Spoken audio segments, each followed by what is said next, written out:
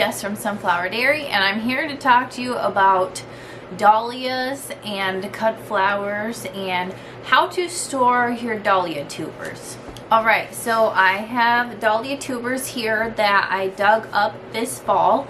So when you are digging up your dahlia tubers, you want to wait until you've had quite a few sunny days all in a row, and you want to dig these up before you get a really rainy day, because you don't want to be digging up dahlia tubers when there's lots of water in the ground.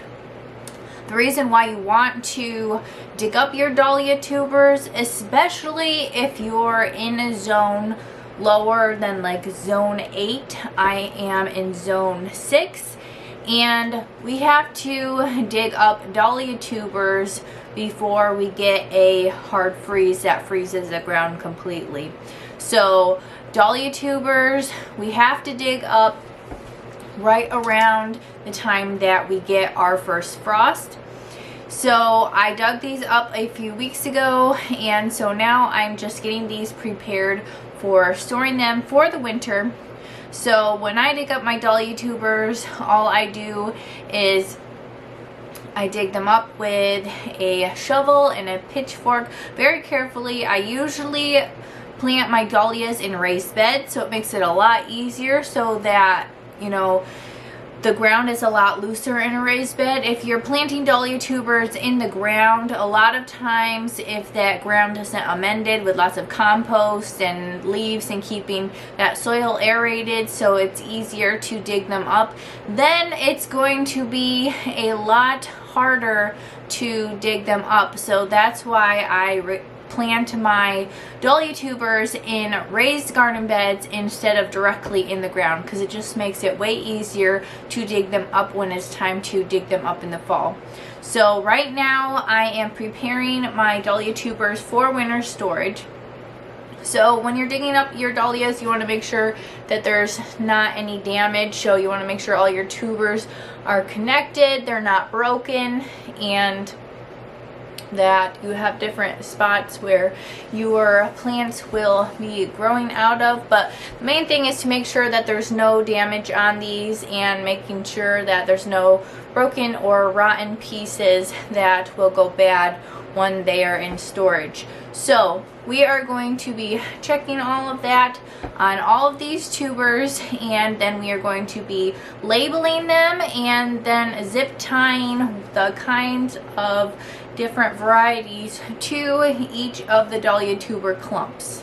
Alright, so the first dahlia tubers I'm going to be going over. Here is the name of the dahlias that I am looking at right now. So here is the clump of tubers. So I'm just going to be getting my tag on here and zip tying them onto this. Alright, so I have my tag all zip tied on here, so I will know that this is this variety. So I have several different varieties here, so I'm just going to go ahead and keep attaching the different kinds of them. So here is the next variety that I am looking at. So what we're doing before we label these is we're just checking all the dahlia tubers, making sure that none of them are broken or have holes in them or have gotten stabbed or anything that's going to cause them to be bad. So that looks pretty good. And your dahlia tubers, as you're storing them, you want them to stay a pretty solid shape. You don't want them to be shrinking down or shriveling up or going flat or looking like they're rotting or getting any kind of fungus or anything on them. You just want them to stay, basically you want them to look like, if any of you have stored potatoes, you want them to pretty much stay kind of looking like a potato. See how they're just like a nice good shape. They don't look shriveled up or wrinkly or flat, or you know, they just look like they're a really good shape. So that's basically how you want them to look. So we're going to go ahead and put our tag on here I'm going to get another zip tie. Go ahead and zip that together really quick. Alright, the next Dahlia tuber I'm going to be looking at is this variety. Alright, so that's what these tubers look like. And depending on the plant, how big the plant is, that's going to be what determines the size of your tubers. If you have a huge plant, you're going to have a huge clumper of Dahlia tubers. If you have a smaller plant, you're going to have a smaller clump of Dahlia tubers. So, and it also depends on the age of the plant, the variety, the growing conditions, all of that. But as long as you have nice, healthy looking tubers, that's all that matters. So we're going to go ahead and attach the tag onto this one. Alright, so I have the tag all zip tied onto this one. So I want to talk about storing the Dahlia tubers. So a lot of people will talk about all different kinds of storage of Dahlia tubers, but when I store my Dahlia tubers, I keep it simple, I keep it easy. So I talked about before, when I'm harvesting them, I make sure that the ground is pretty well dry, and then I will dig them up. And a lot of people will either store their Dahlia tubers in peat moss or vermiculite or anything like that.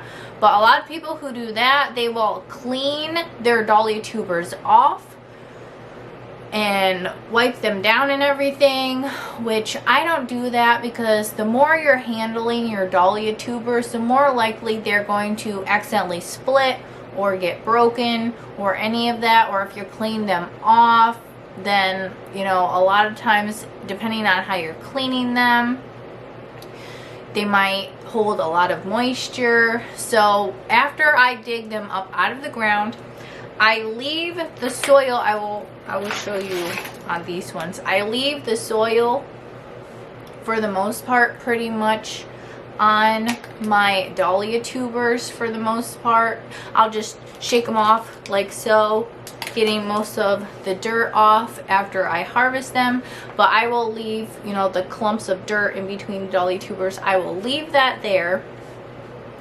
And then I will get a big, just regular paper bag, and I will put all different kinds of clumps in my paper bag, and I will store that paper bag in a dry, dark, cool room until springtime. Alright, so the next Dahlia tuber I'm going to be looking at is this variety here. Alright, and this is what that Dahlia tuber variety looks like. Just going to check them over, make sure they all look good. There's no broken pieces. Alright, I'm going to be attaching the tag to this variety. So I have this tag zip tied to this variety here. So a lot of times when I am storing my Dahlia tubers, sometimes you have a day where you're going to be getting your first frost for the fall, and sometimes you don't have a lot of time in between your first frost and if you have a lot of sunny days. So if you have to dig up your Dahlia tubers when you are getting rain or anything else, if you have to dig them up, then I suggest getting most of the soil shaken off of them and laying them out to cure, and a lot of that moisture will be able to evaporate off of them. I wouldn't recommend having them lay out for a long time, but at least a good couple of days to make sure that most of that moisture has evaporated off of them. You don't want the Dahlia tubers themselves to dry out, as far as them losing their shape and start shriveling up and drying up and getting all crinkly and flat. You don't want that to happen. You want them to keep their shape and pretty much keep the shape, like I said before. It almost looks like a potato. You don't want them to shrink down or shrivel up or dry up or anything like that. Alright, the next Dahlia tuber variety I'm going to be looking at is this one. Alright, so here is this variety here. Checking out, making sure it looks okay. I'm going to put this tag on here. Alright, so I have this one all zip tied.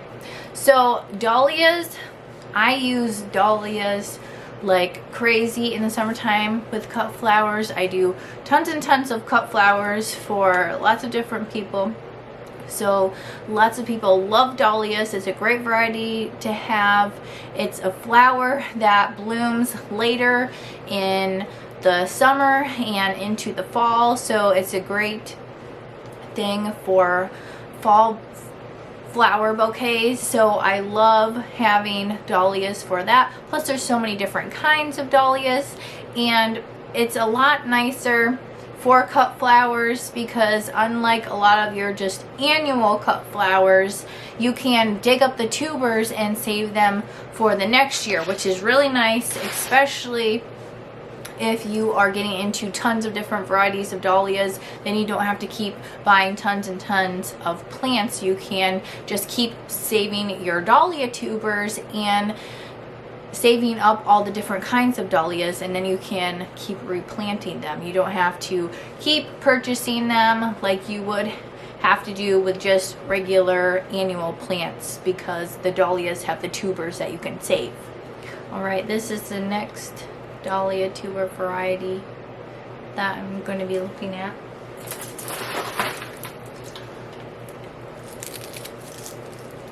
Alright, checking all these out, making sure they all look good. Now, some people,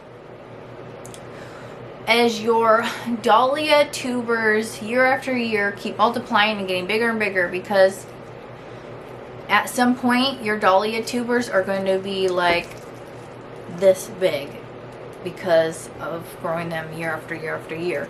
So a lot of people will look for different points in their dahlia tubers, and those points are called eyes. Kind of like, again, with a potato. Potatoes have those eyes that have different growth points. That's what you're looking for on your dahlia tubers if you're planning on splitting them. Just like if you would split a potato, you want to look at those different growth points to make sure those different growth points are on there before you split it. And you want to make sure that you have a growth point on each part of what you're going to be splitting to make sure that you are actually going to be getting a plant. But you don't want to be damaging your actual individual tubers at all, because that's what's going to damage your dahlia tubers and make them not grow. So you want to make sure you have your individual growth points and you're dividing your dahlia tubers where it's at a point where you're not going to be actually damaging an individual dahlia tuber. Alright, I'm going to go ahead and get this tag put on here. Alright, I have all of my varieties tagged that I need to have tagged. I have way more varieties than the ones that I just tagged here in front of you, but I'm going to be go ahead and getting all of these put into their storage containers, and I'm going to be putting them in a cold, dry room, dark room over the winter for them to store. So when it's time to plant these is right around your last frost date in the spring.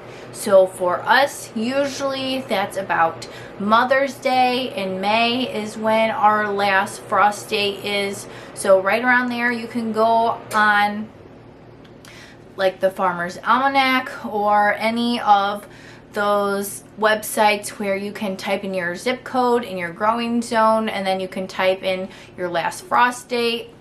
That should show you, and you should get a good idea of when your last frost date is from there.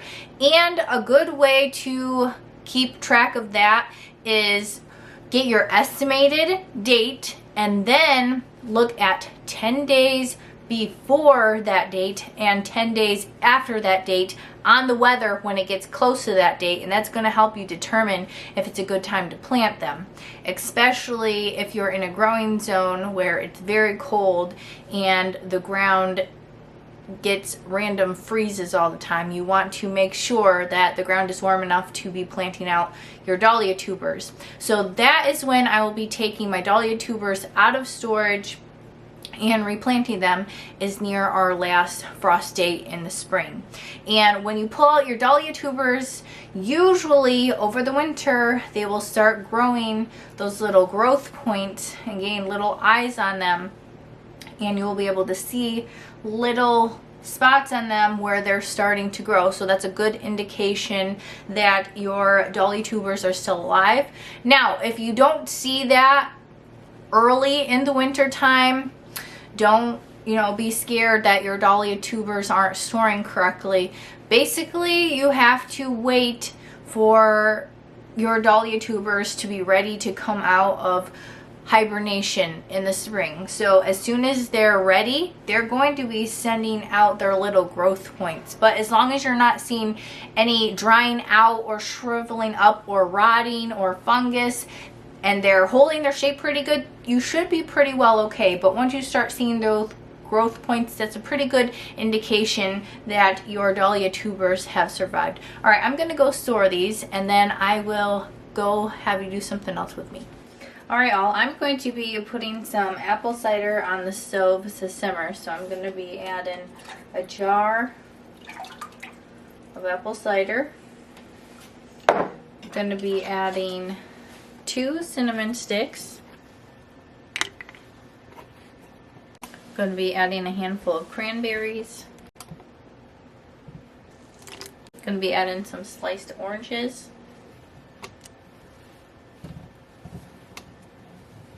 I'm going to be using some pieces of apple. I'm going to use little cutters to cut out some little shapes of apples in here. Right, so here is our apple cutout we're going to put in there.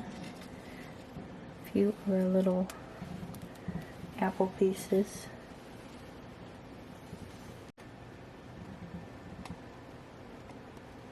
Alright, so we have everything added to our apple cider, so I'm just going to turn this on medium, and then I'm going to let this start boiling. Once it starts boiling, then we're going to turn it to simmer, and then we'll let it simmer until all the spices and everything get put into the cider and it gets all simmered and flavorful, and then we will be able to drink some nice, beautiful cider.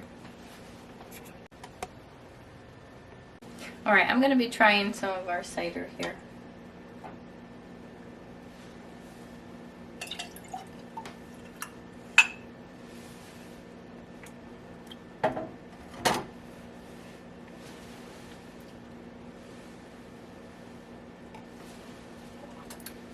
Delicious. Alright all, thank you for watching. Have a blessed day.